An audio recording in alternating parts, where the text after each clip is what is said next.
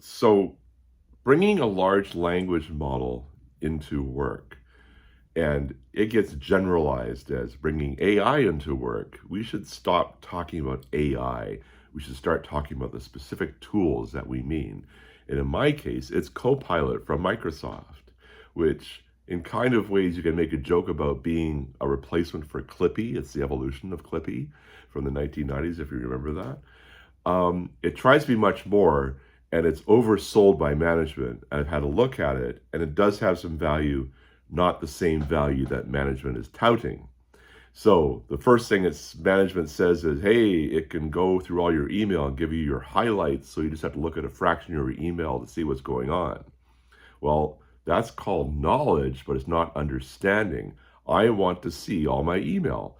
Even if I'm deleting it immediately because it's not really my concern, I want to see it. I want to see what's going on for myself. However, one useful aspect that a large language model can do is searching through many sources.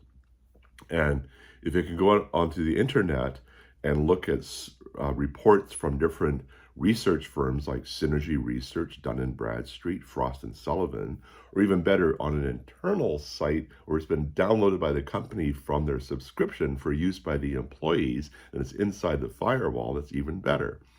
But what I want is the tool to work with me and do some grunt work. I don't want it to replace me. I don't want a large language model writing my email. I don't want it to learn to write like me. I took 40 years to learn how to write properly, and I don't need a large language model learning how to do that in 5 seconds. They can go and figure it out themselves. But if they're going to do some work for me, I need the research. I need like a research assistant. Malcolm Gladwell, the famous former New York Times journalist who's written many popular books, he works with research assistants. I want a research assistant. And what you need is to be able to follow through on cited research.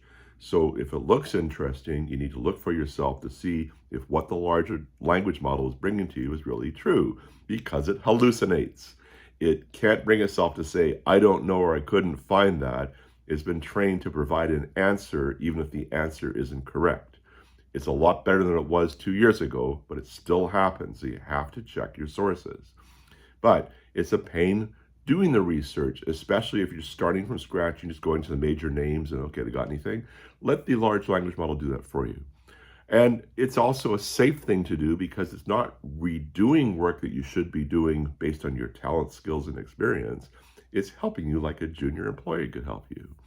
So I don't agree with some of the things that we've been asked to use Copilot for, like rewriting email, sorting through email, or even writing documents. Like, go away. I don't need help writing from a blank document. I can write from a blank document very quickly all by myself. I don't need the help. The other thing I don't need is help with changing a Word document to PowerPoint. This was really cute in the training because in the Word document, you could tell it had been formatted so it could be turned into slides. And the concern is a Word document is 8.5 by 11 like this. And you can have a table that spans 3 pages. Well, how do you take that table that spans 3 pages in portrait mode and turn it into a landscape slide automatically? It can't be done. It would require some calculation.